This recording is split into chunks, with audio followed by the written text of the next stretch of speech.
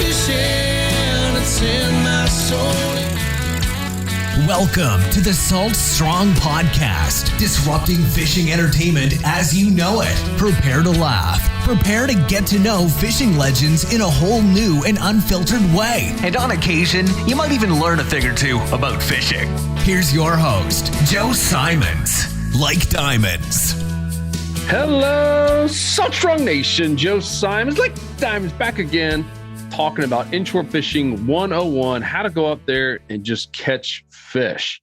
Going back to some of the basics. This is not like tying knots basic, but then again, we're going to talk about some basics because I think so many people get so excited about going to catch an inshore slam, and we talk about it a lot. So part of it's probably our fault, right? And we talk about some of these advanced tactics on, how to rig, power prawns now and some shrimp and some things that we didn't do day one, right? Because let's face it, for most of us, especially as we're starting out, the whole goal is to get tight lines.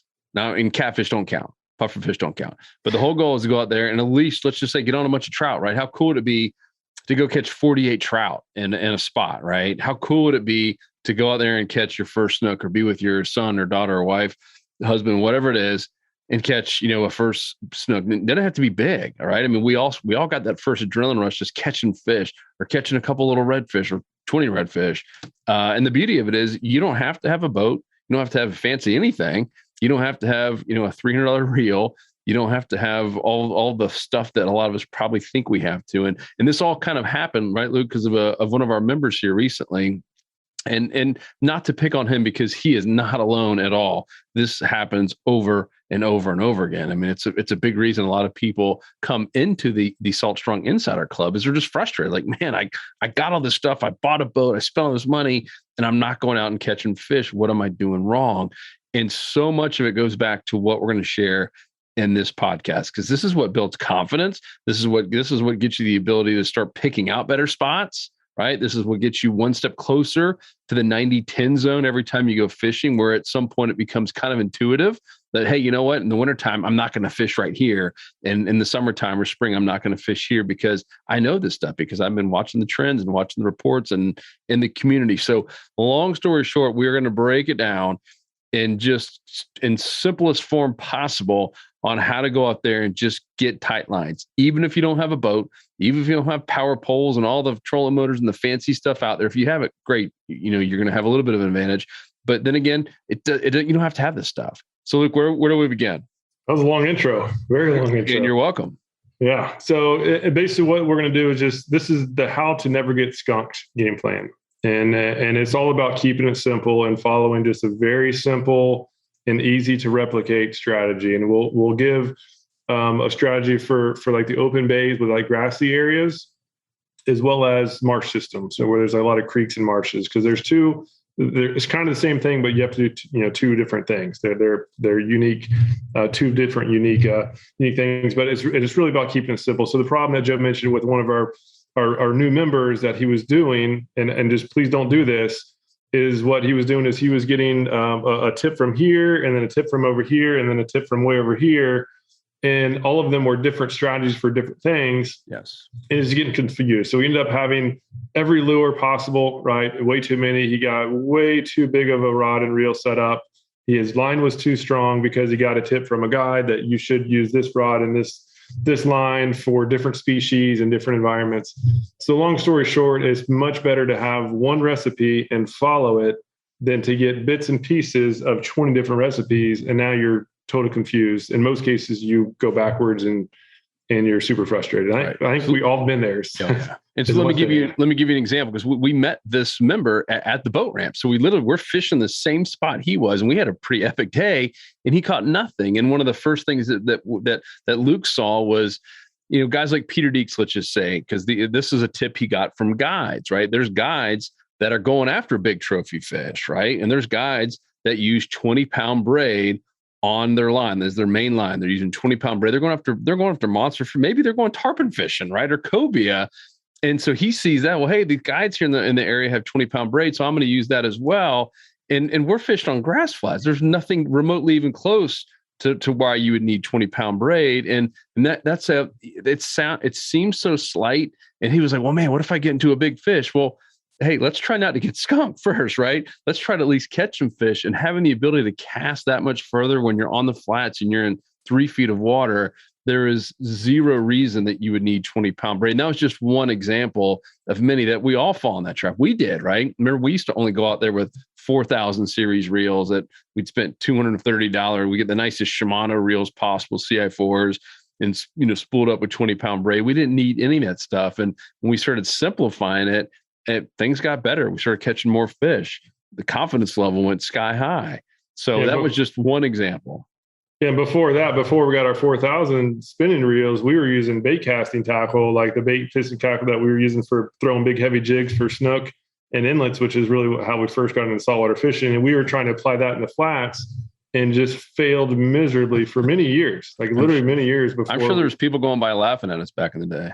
Yeah, I mean, it was terrible. So I feel your pain. And so this podcast is just to cure that pain and not to get in that situation, and to do it with the simplest and least amount of effort possible. And so as far as the lure, this is the one lure for our show. This is the one lure that out of all the different pros that we've interviewed over the years, both for filming tips and doing podcasts, I don't know if it's at least 95% of them have mentioned this lure as being the go-to. If they could only have one lure for inshore saltwater fishing, it's it. I can't think of any that didn't say it. I don't know what the answer is. So, yeah. No. Right. Well, the answer is just a small paddle tail, right? Just a paddle tail. Yeah. A soft plastic paddle tail on a jig head. This is shockingly effective. And whether you're going after snook, redfish, sea trout, flounder, like even some big ones, I've got some of my best fish on this lure in particular, but it also works great for everything. Like I've caught cobia with it. Obviously a lot of Spanish mackerel, ladyfish, jacks. Really everything eats it. Everything that will eat a small bait fish will eat a little 3 to 4 inch paddle tail on jig head.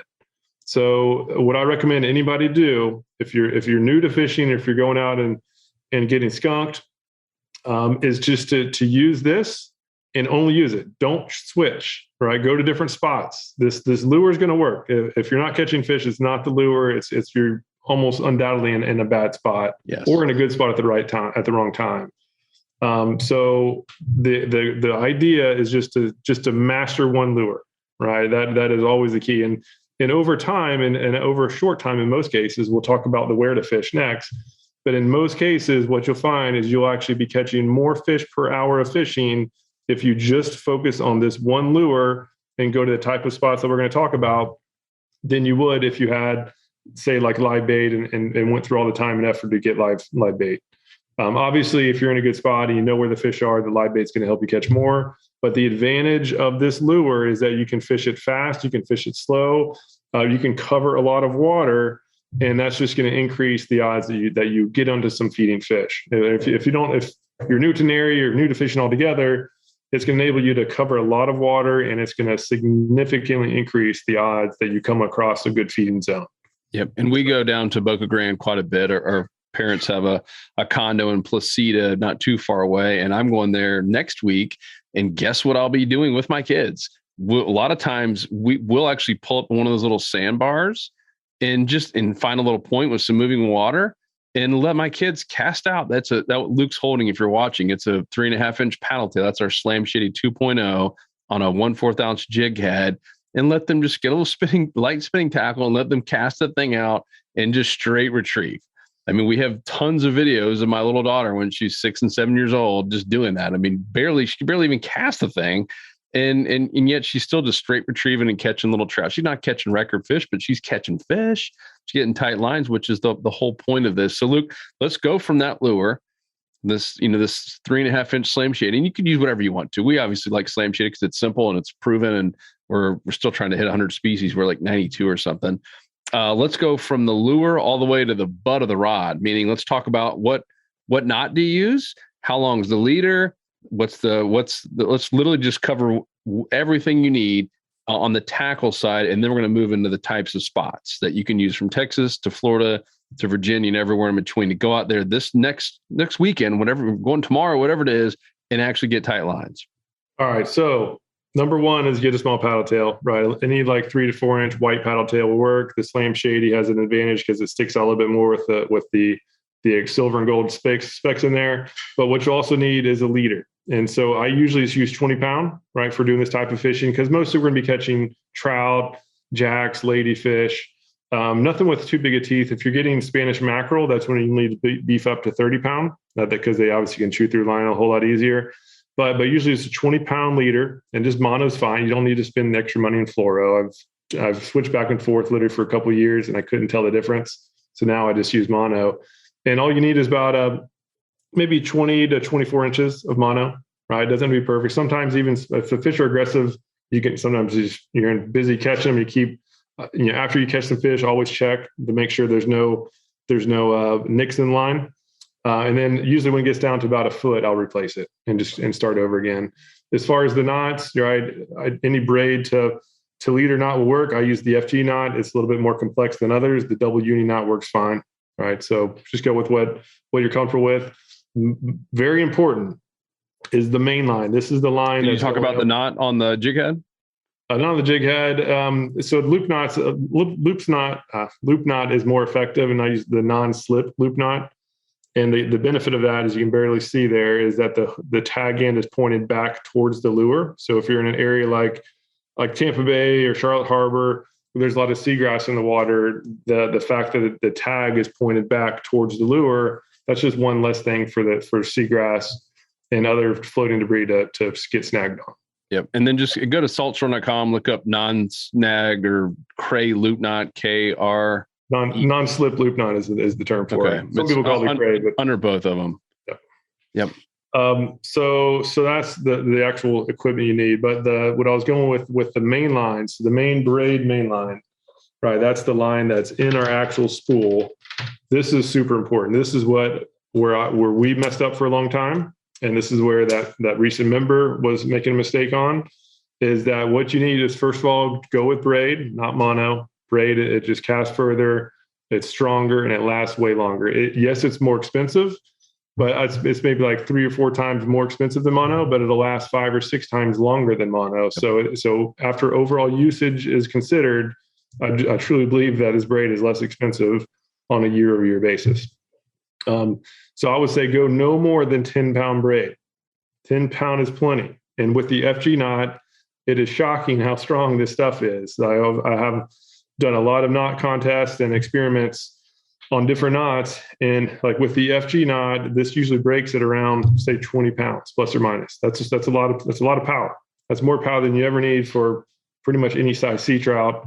And then most of the saltwater, inshore saltwater species. My buddy Jeff just won a tournament on the east coast of Florida for inshore fishing, where they have much bigger fish in general than the Gulf Coast. And he won the whole thing. I mean, a couple $1,000. I was like, what did you do? He goes, all I did was I went down to 8 pound test on all my tackle, because it was all about catching a ton of fish. And so, this gentleman, including us for many years, we had the mindset of, well, what happens if I get that real big one? Focus on getting something first, right? Don't, and you'll be surprised, even if you do get that big one, if all your knots are good, and there's not any crazy structure around, you're still going to have an amazing chance of landing it. But this is all about getting tight lines. And this dude, literally won a legit tournament by going down to 8, when most people would think, well, gosh, I could lose that catch of the day. And it was all about numbers, right? He's like, I'm going to catch as many as I can. Yeah, I might lose 1 or 2, but I'm just going to catch a ton of fish. And that 8 pound, to Luke's point, 20. A lot of people go, I want to get 40 pound leader. That will decrease your chances of catching fish over 20 all day long. So it is a really, really big deal. And I'm hammering this because we messed up on this for so long, and it actually cost you fish. So I've done some experiments. Just the line is so important. The line is, I used to think that I would just get whatever line was in stock or whatever. It was like an afterthought. But the line is so crucial, the main line. I did a casting experiment on 10 pound braid versus 20 pound braid. Everything else was equal. Same rod, same reel, same everything, same casting weight. In the 10 pound line, it was 20 feet of extra distance per cast. And what that equated to, it was 20%. Okay. But what that equated to in distance-wise was an extra football field of distance covered every 15 casts. Like there's not much else you can do to guarantee you're going to be hooking up with more fish than to cover an extra football field of distance every 15 casts. That's so big. And that's why this member didn't do so well, right? Because his casts were probably, again, 20% less than they would have otherwise been. And same thing for mono. Mono doesn't cast nearly as far, especially after a little bit of use when it starts getting that memory and gets all gnarly. So that's the equipment side is important. And obviously the rod, you need to have, with using a jig head, the cool thing about these jig heads is you don't have to have a super fancy rod because this is an open face hook, right? The hook is exposed. So you don't need a rod with a lot of power to get that good hook set. And it's really, ideally, you just have like a 7 to 7.5 foot rod, like a medium power will do just fine. And ideally a fast action. It just helps get a little bit more distance, but either way is fine, right? As long as you have a 7.5 foot rod, that little small paddle tail with the 1/4 ounce jig head is still going to cast plenty far enough to catch some good fish. Another cool thing about this paddle tail, and this is what I do for a lot of, especially when I take out some like really young kids who are just too young to cast, or if you have multiple young kids and it's a little bit of a risky move to have, some couple little 5 and 6 year olds slinging lures around, is just to troll. Trolling up in the shallows, even in 4 feet of water, is shockingly effective. And just the same thing, right? 1/4 ounce jig head, a little paddle tail like we were talking about, and trolling over the flats can catch all sorts of fish. Even big, I've caught some mini trout over 20 inches just trolling behind the boat, and just cast it out for the kid, let them hold it, and now they actually feel the sensation of getting that strike, and they truly feel like like it was them that caught it. So another just a easy way to do. But again, same thing. You can do this in the spots that we're going to talk about as well. Yeah, let's hit the reel real quick. So the brand doesn't really matter that much, right? We obviously have our preference. We're massive Daiwa fans, used to be Shimano fans. Now pretty much fish almost all the Daiwa reels, and a 2,500 or a 3,000 is all you need to catch almost every type of inshore species possible. That's rare that we bring out 4,000s, right? Unless we're fishing like after really monster fish, and like I'm talking like jetties, right? Or inlets, passes, like docks where there's a ton of moving water. It's rare that you will see us. The last time I had it was we were offshore. I'm using a 4,000 dropping down 50, 60 feet. Like and a lot of people think, oh man, I have to have at least a 6,000 for that. You'd be shocked at what you can get away with especially if you have the right rod and your your knots and line are correct. But once again, this gentleman and many others, their whole thing was 4,000s, right? Slam full of brand new 20-pound braid. I mean, one, that's so expensive, and two, it's not needed. In fact, it actually hurts your chances of catching fish. And with the jig head, I mentioned it real quick, but I know some people might have questions. That's what looks like a 1/4 ounce, the Z-Man jig head, like a trout eyes jig head. Yeah, this one is just a 1/4 ounce jig head is the one that I've been showing. But I mean, again, it's just a jig head. So I use a lot of mission fishing jig heads too. Those work great, and pretty much any of them work. The DOA Cal jig heads work fine. So just get a 1/4 ounce jig head, and to have a keeper, right? A keeper that'll hold the bait on there, and that's really all you need. So that's it for tackle. So if you were going to coach someone personally to go out there and just catch fish, that's all they need. Correct. Absolutely. And that includes this type of fishing plus the more advanced stuff. I mean, even the last week, I was just in that same area where that member was having trouble. I got on a school redfish, all big ones, hooked one, and then the school came up as I was fighting it. So I thought it'd be fun just to see if I can double up. And I made another cast. I put the rod and rod holder, made a cast. And so now we have two, 30 to 32 inch reds on with 10-pound braid, just light line, light tackle, everything, 20-pound leader, and end up landing both of them. Where the rod holder fought one for a while as I landed the first one, and as long as the drag set properly, it's just open water, so like they're not going to break you on anything, unless there's like a crab trap or something. But the light line, that's something I never thought would be possible years ago. Right, that light, this line these days, it is just so strong where you have a tremendous advantage just going lighter versus heavier. Great. All right, let's talk about spots. Yeah. So most importantly, let's talk about spots. Let's see if we can share a screen just so you can see some real life examples, and we'll actually show you where we basically cut our teeth on this. And so how we got into saltwater fishing, we started going down to Marco Island. Hey, you're not going to show my spots. I'm going there this next week. Come on, you're kidding me. But we started going down there, down to Marco Island, and all we knew how to do at that point was just to fish and passes and just balancing jigs on the bottom, bucktails in particular. Always just been curious about trout. Like I always wanted to catch trout and redfish and snook up in the backcountry, but we just had no idea how to do it. So this is what I'm going to show that'll significantly skyrocket your ability to just go out and catch fish and most importantly, just to not get skunked. This is what I do. As I said before, when I take out newbies and say the bite's tough, I just do this, and it is extremely rare when there's not fish being caught. So for these open bays, all right, this is the open bay scenario. All you need to do is just find a grass flat that's near a channel. And so I'll show you one, like a grass flat that's near a channel. So right here we have the Gulf of Mexico. We have this current coming through and this big flat here. And you can zoom in, you can see some seagrass along the edges. And what that is, that's just that's basically a food source. It's a food assembly line, if you will. Whereas as the current's going in and out, doesn't matter if it's coming in or out, as long as it's moving. What's happening is that water is just bringing all sorts of bait fish through this zone. And these predators, right, whether they're ambush predators or the roamers, like ambush predators like sea trout, flounder, even snook and redfish in some cases. And then the roamers like Spanish mackerel, like ladyfish, like jacks, they'll all be here because you do have some sort of structure, right? The seagrass on the bottom is structure for the seagrass and for the flounder. And the ladyfish, the roamers, they don't really care so much about the seagrass. They just want food. And so the fact that we know there's food getting swashed around this deeper structure, now we have the ability to catch a ton of different species. And the fact that they're feeding on bait fish that's getting flushed through these channels, now that just opens up the door for everything. So that's really the premise. And so what really all you have to do, and you control the edge, just cover the edges, cover the outside edges of the grass flats. And I can't tell you how many trout, ladyfish, just everything we've caught just right here in this little zone. And even if you don't have a boat, say the current's strong or whatever, or you don't have a boat that can really follow a defined channel, even getting out in zones like this is actually one of the areas where we first started catching fish. So you can kind of zoom in here and see there's some seagrass down here, but it's all deep, so it doesn't really show up all that good on the map. But this is like 3 to 5 feet of water, and there's seagrass there with potholes. And at this time we had the family boat was a hydrosport. It was a 22 or 23 foot hydrosport, like a deep V boat, no trolling motor. And so the boat would draft like 1.5 feet of water. So we can't get up in the backcountry.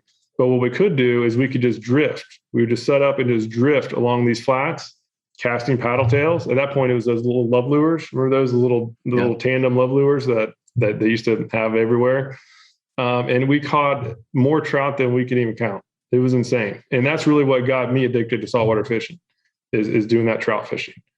And I even this past, I guess I was down there like 3 months ago and had my godson and some others and just wanted to get on some fish. And we did the exact same thing, right? 20 years later in the same spot, just grabbed, in this case, we were using small paddle tails, and we caught a ton of fish. It was awesome. Some was drifting, and then some young kids were on the boat. And so we just trolled to make it easy and we just had a ton of fun. And it was rare where like 5 minutes went by and somebody didn't at least have a bite. So it's just an easy way to get quick action, and you don't have to go way up into the backcountry and take some risks on shallow water. You can just go right on the edge of the channel, catch a ton of fish. And there's similar types of spots, right? It's never about this spot, because we've done this exact same thing in St. Pete. This is Boca Grande area. We filmed it. We filmed 2 of them. If you go to our site at saltshore.com, and I think if you look up like Freedom Boat Club drifting or Freedom Boat Club trolling, we're on Freedom Boat Club boats, because people are like, well, hey, I'm having trouble just catching fish, like not getting skunked in a Freedom Boat Club or any kind of boat club membership without a troll motor or a power pole. And so we literally went out in one of their boats, and I mean, we caught like 40 something trout in a 35, 40 minute episode. And not to like brag or anything, but it was just like, man, we literally followed this exact same blueprint. We used that, ironically, the same 3.5 inch paddle tail, right? And a couple of times we'd get the tail bitten off after catching enough trout or a puffer fish, and we just start catching trout on that. And it's not that hard. And I think so many of us overcomplicate it, and especially if the pain and almost like shame is probably the right word, because we've all been there, is that, man, I'm just getting skunked and I'm like embarrassed going back home or going back to the boat ramp. Start with just catching fish. Start with just catching a bunch of trout. And who cares if people, oh man, I remember the first time I caught a trout. You see some negative, who cares? Like, this is all about having fun and catching fish, getting tight lines. It's not about catching an inshore slam or a personal best every time. It's about creating memories and having fun, especially if you got kids and other family members or, coworkers, neighbors involved. Just put them on fish. I mean, like Luke said, that's what got him excited about fishing. I mean, for me, it was my first memory was Marco Island. Just catching my first snook. I was like, holy smokes, I want to do more of this. Just keep it simple for him. That was weighty. We were basically from a beach. So what else? I see you moving around. You going to show something else? Yeah, so it's just another example, or just to show that there's not one secret in that one little area. So this is an area, this is in Dunedin, Florida. I went up here. This is my first time up here, was like maybe 2 years ago. My goal is just to explore really every major and minor little town along Florida and fish it. And so I went here. I got here in the morning. I was having a tough trip. Nothing was really working. And I just always want to make sure that I never get skunked. That's always my goal. First, I want to catch a slam, and then it's not always going to happen, obviously. And then once it starts getting around 9 o'clock or so, I was like, oh man, like I just got to get on the board. And so I always default to this plan that we just talked about, where I'll just find a flat, ideally a grass flat that's on the edge of a channel that has some good current flow and a decent amount of depth, meaning at least 3-4 feet of water, and throw a paddle tail. And that's what I did. I just went right up here, and I ended up catching probably 15 trout, some of which were over 20 inches. So it ended up turning a terrible day into a really good day. And I was on a boat in this case. I was fishing this flat out here. But if you don't have a boat, no problem, right? Just find a similar situation that you can actually walk to or wade to. And so example right here, I've done this before. I fished off of this causeway. Many causeways have this exact same scenario. So there's nothing secret about this one. You don't have to drive 2 hours to go here, because there's probably one at whatever causeway is next to you. But just find a causeway that you can see some seagrass lying in the shoreline, and it's the same scenario. And that's exactly where the fish are. So get out. Ideally, I like doing the causeways at low tide. That way I can wade out and access this outer edge. The outer edge is where most of the fish will be. Although the inner edge is where a lot of bigger fish are, like snook and redfish. Snook and redfish usually like to hang out a little bit closer to the actual shoreline, whereas the max quantity of fish is usually on the deeper, because now you open up all of the roamers, right?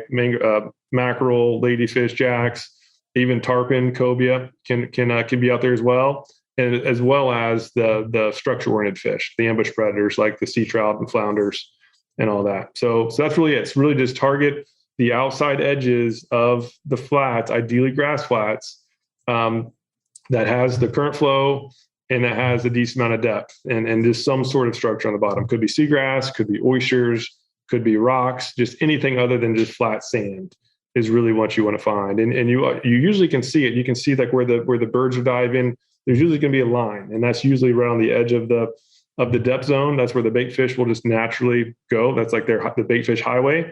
And right there is where those predators are going to be. So literally just getting that one lure and just focusing on finding those bait fish highways. That's what you want to do. You don't want to be worried about, oh man, I've talked to some people, they switch lures like 15 times. They even get those little angler clips or whatever, so they can just switch lures real fast. And like, no, you're wasting your time. Like your brain, all of your brain energy needs to be on getting on a better spot. If you're not catching fish, it is very rare that it's due to a lure. So the lure, especially if you're going for max quantity, like ladyfish, trout, flounder, they're not very picky. It's just if they see the lure, they're going to eat it. And so if you're just going out to catch fish, just get on the small paddle tail and focus on finding some better spots. If you're not getting action, pick up a move and go to a better spot. That's that's the one mistake that we made. We used to anchor down and sit there and wonder why we didn't catch anything here, why we got skunked. And that's the best way to get skunked, is just to sit in one spot. Yeah. And we talk about the 3 Bs a lot. It's in Luke's book about redfish. It's been on multiple podcasts, but that means birds, bait, and boils. And that day, this one is so unique because this person, we literally happen to see him at the ramp. So we're literally fishing the same area. And do you recall, Luke, where we found a lot of the fish? Like we saw the birds diving. And I would say, and some of you guys could say this is corny, but I've taken it out there. Luke's seen me before, and sometimes they'll laugh at me. But guess what? It helps. Taking a pair of binoculars out instead of buying a $400 reel. Get some nice binoculars and look for birds. Like birds are like one of the easiest ways to find out where the bait is, which usually means there's some predator fish.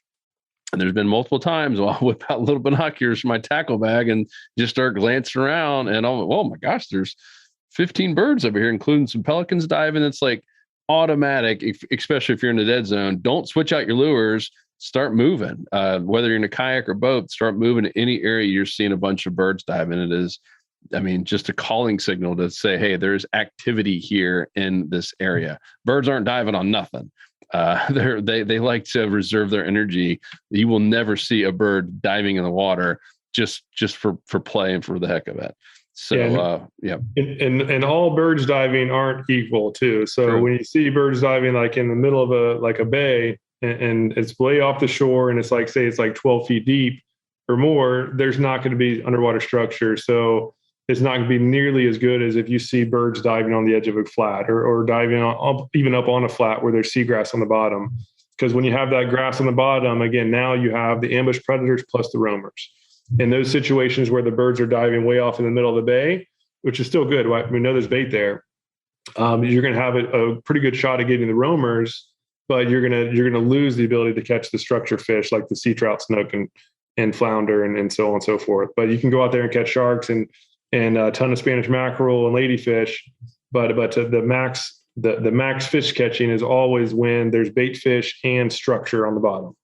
That just open and some depth, right? At least 4 feet of water. So, yep. All right. What any other types of spots, or you just want to say stick to that? Stick to. So that's the situation on the open flats. Let me go back to the share screen. I'll show an example on the marsh systems where you say you're in an area with a lot of channels and a lot of the upper northeast Florida, all the Carolinas, Georgia, is that there's just a lot of marshland and a lot of rivers. You have a lot of high current flow.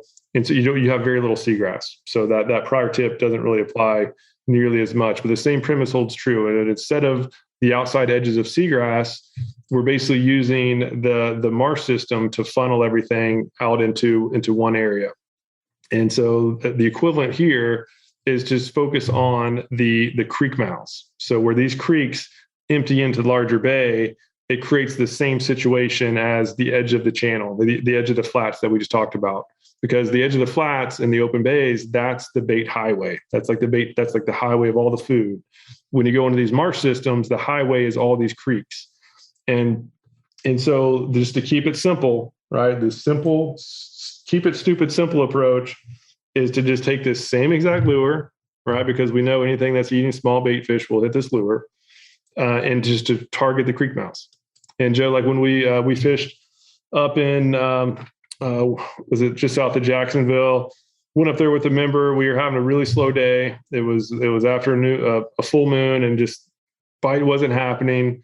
And we went to the default plan. So we had an outgoing tide, and so all we did is we just started targeting all the little creek mouths like this, right? Either you can drift into it if you don't have a trolling motor. This is something that's easy to do. You can get a drift where you can drift into it. Ideally, you have a trolling motor where you can just go, and the points are always going to be the number one zones. And then if you can see if there's like a hole out here, right, try to bounce it on the bottom, see if there's a hole. And then if you like this situation too is even better. You have one creek mouth here, and then 50 yards up, 100 yards up, there's another creek mouth that's emptied into the original creek. So it's all about just covering these points in all these little pockets. And that's just a good way to go to that 90-10 rule that we talk about a lot, where 90% of the feeding is in 10% of the water. And just to go out there and just catch fish, right? Just one little lure. We know a lot of bait fish flows in and out of these creeks. So just hit the creek mouths. It's best on the outgoing tide, but incoming works great too, right? Yep. So It's just the simple approach that can get everything. And this is St. Simon's, Georgia. Yeah, I guess so. Yeah. So I remember last year we were there. We actually stayed there on super, super fancy ritzy Sea Island. One of our friends had rented a house there, and we got invited to go. It's above my pay grade. Really nice place for all you Georgia, Sea Island, Jekyll Island people there. But anyhow, hired a guide for the day, and guess where we fished? Creek mouse. We literally did exactly what Luke said in a similar area right there, and caught a ton of fish. Got trout and redfish, a couple even little flounder, and that was it. We literally targeted the creek mouse the entire day. I think it's also important now, the kind of the last piece of this is tides, or any kind of flow, because that is important. Really, no matter where you are, there's a couple exceptions, obviously, where it could be more wind driven, but talk about tides if you wanted to keep it simple, because I saw that this morning in the community. Well, hey, like I heard I should only fish incoming, or I've heard I can only fish outgoing. What are your thoughts there? Yeah, I mean, it doesn't really matter. Incoming during different seasons, there's a slight advantage on one versus the other, and it's that we're not going to go into it because it's not worth the brain power. And we're just about finding the fish. Details on all that is on the Insider Club on the Finding Fish Mastery. It talks about the seasonality changes. But in general, all year long, just current flow. So in or out, doesn't matter. Anything but slack, period, is the best time to fish. And ideally, especially this time in the fall when we're recording this, is just to get out there early. The twilight periods has been the best feed. But that being said, you can still go out and catch fish in the middle of the day, particularly in this type of fishing, because like fish like Spanish mackerel and ladyfish, they have very high metabolisms. They're always swimming. And they're not shy to go up and smack a lure. So it's really about just getting the line wet. What you want to do, though, as far as positioning, is you want to position yourself so that whichever zone you're fishing is that you can cast up current and retrieve your lure with the current, at least, or across current is fine. What you really don't want to do, obviously you can do it, but it doesn't work quite as well, is to retrieve your lure against the current. So if you're casting with the current and retrieving against it, it can definitely work. It just won't work nearly as effectively as if that lure is coming with the current, because those predator fish are going to be facing into the current, assuming the current's strong. If the current's not very strong, it doesn't matter, really. Like if you can't swim against it, or if you can swim against it like effortlessly, then you can kind of do whatever you want. But if it's going strong enough where you can't swim against it, you better believe those fish are aiming into the current and they're expecting their next meal to come towards them from the front. So the stronger the current, the more important it is to cast up current and retrieve with it. So that's really the only big thing you need to know about as far as doing this type of fishing. And then even trolling works great. And it's a little bit better to troll with the current, right? That way your lure is now going with the current. But I've caught a good amount of fish too when like you find a good area, and then instead of going way around to then hit it again, I'll just reverse or turn quick and then just drive straight back up and troll up and catch fish too going into the current. So just try a little bit both, see what's working near you. But just know that as the current gets stronger and stronger, it becomes more and more important to always retrieve your lure with that current. Cool. All right. Want to reiterate the spots. I think everyone got the lure, little 3.5 inch paddle tail, 1/4. I mean, you can have a 1/8 as well, but 1/4 ounce jig head. Just if you're going to pick one and just master it, 20-pound mono leader, about 2 feet, 20 inches, 24 inches. And I would say double uni might be easier for someone new versus the FG in terms of the knot that you're going to use from your, let's just say 20-inch mono to your 10-pound braid. And then a 2500 or 3000 series spinning reel on a 7-6 medium fast action rod. We missed the like cray loop knot, any kind of loop knot. Non-slip loop knot is the correct term. Cray's not right, but yeah, just a loop knot. Cray's right. It's just any kind of work. And as far as the lures, right? If you haven't yet done so, is these lures just flat out work. It's the Slam Shady 2.0s. And if you don't have any paddle tails, or if you'd like to try these out, we do have an offer. We do promise to have. We set some aside and we have a free pack for every household. So if you haven't yet claimed yours, you can go to slamshady.com and claim that. All you have to do is pay the small shipping fee, but it'll be a free pack of lures. It'll be much less expensive overall than anything you can buy in the store. It's just a good way to get started, and then just go find some jig heads, and you're ready to rock. But it's as far as the type of spot to go to. If you're in these open bays where there's seagrass, just target the outer edges. It is shocking how effective this is. This is the one type of fishing you do. If you just spend an hour doing it, you should absolutely come home with at least some fish stories. Because in many cases, that's where the sharks are too. So you'll be fighting a fish and a shark will come up and swipe at it.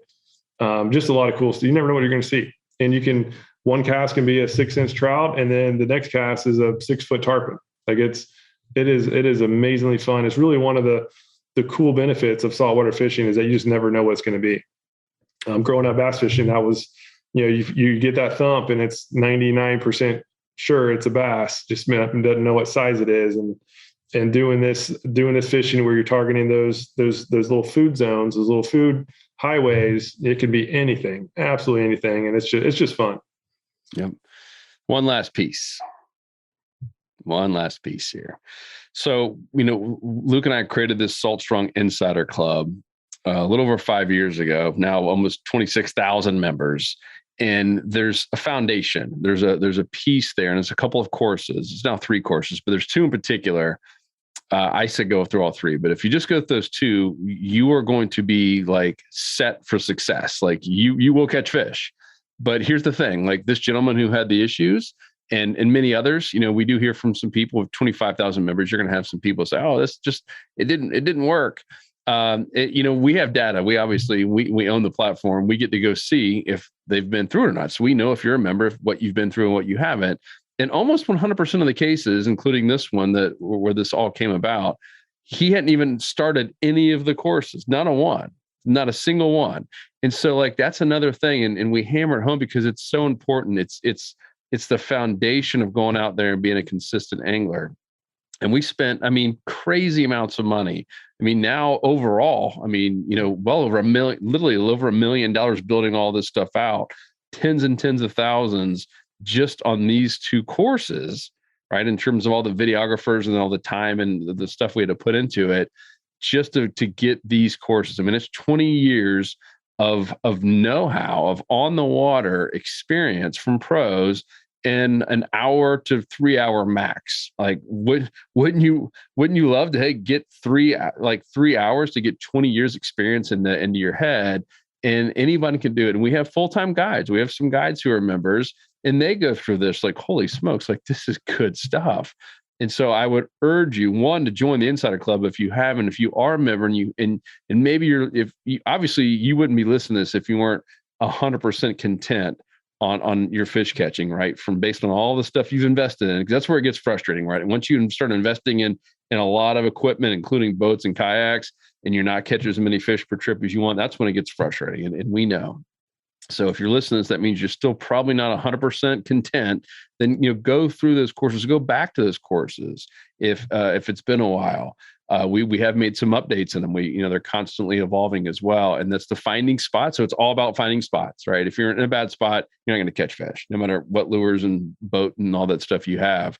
So it's about the finding spots. The other one is that positioning and approach mastery. It's how to position your kayak, your boat, or even your waders in certain areas based on certain times of the year and tides, et cetera. It's priceless. And the other one is just Inshore Fishing 101, where we have a bunch of different pros fishing in different types of areas. And that, to me, that's incredibly powerful. But start with the other 2. That last one takes a little bit longer to go through. The first 2 are super quick, and they're so powerful. Yeah, because what they're the full recipe. Yeah. It's not bits and pieces of different recipes that causes confusion. It's one full recipe.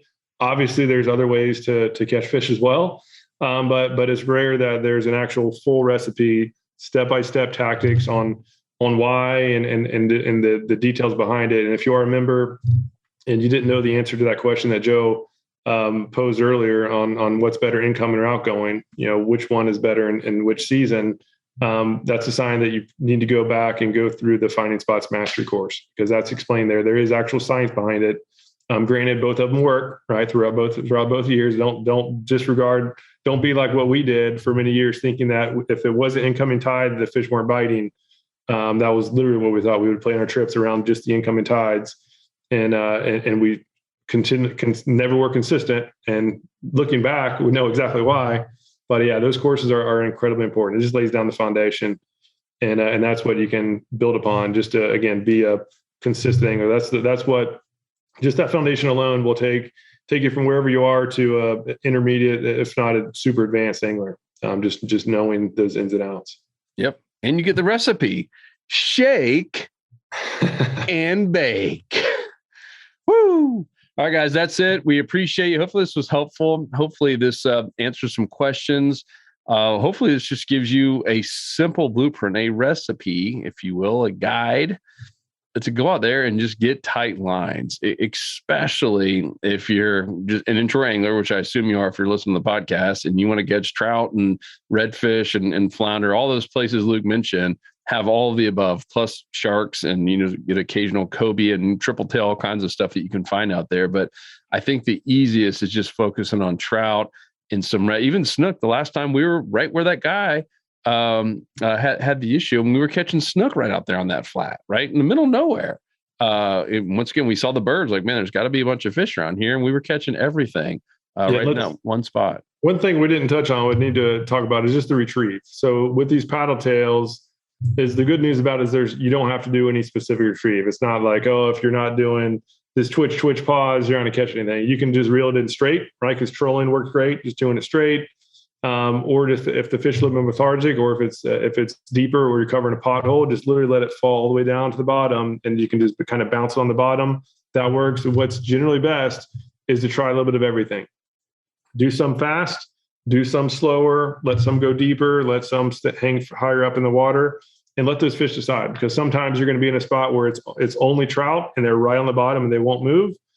Sometimes those trout are willing to come up to the surface, and you have all the mackerel and everything happening on the surface. So just experiment around. Don't get into a habit of just doing the same retrieve over and over again, because in many cases, a slight change to the retrieve will make an impact. A change in retrieve is way more impactful than a change of lures. So that's just one thing to keep in mind. And again, if you haven't yet tried these lures, slamshady.com, or I'm sure we'll put a link down below to it, but just claim your free pack. They're excellent lures. This is what I do the underwater filming with, where you can see those big trout coming up and eating it.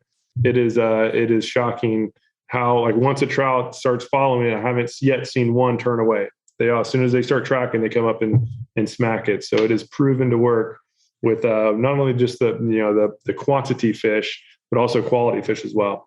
Yep. And if you already have claimed your free pack, we have an online store. Our members get 20% off or more at Fish Strong. So Salt Strong is where to go join the club, and then fishstrong.com is the tackle store. We keep it super simple. You got 100 packs. Luke, you need a new 100 pack there. Yeah, dude. Mine's this one's been through a lot. I've had this one for a while. Time to get another 100 pack. Yeah, that's what Luke and I use personally. And you'll see in the drop down the ability to get a 100 pack to save quite a bit of money. So that's at fishstrong.com. Otherwise, any questions, let us know. We put all of these podcast/fishing tips on the fishing tips section of our site. So if you're at saltwater.com, up at the top, you'll see a little area that says fishing tips, or if you're on mobile, there'll be a little drop down, fishing tips, and look for this one at the very bottom of each post. You'll see a place you can leave us questions. It comes right to us. We'd love to help out. And thank you guys for your current insider members. You guys rock. Cannot wait to see you in the community and get some really cool things we are cooking in the kitchen. Shake and bake. Woo! All right, we out. Talk to you guys in the next episode. Peace. See ya. 'Cause fishing, it's in my soul. It was pain.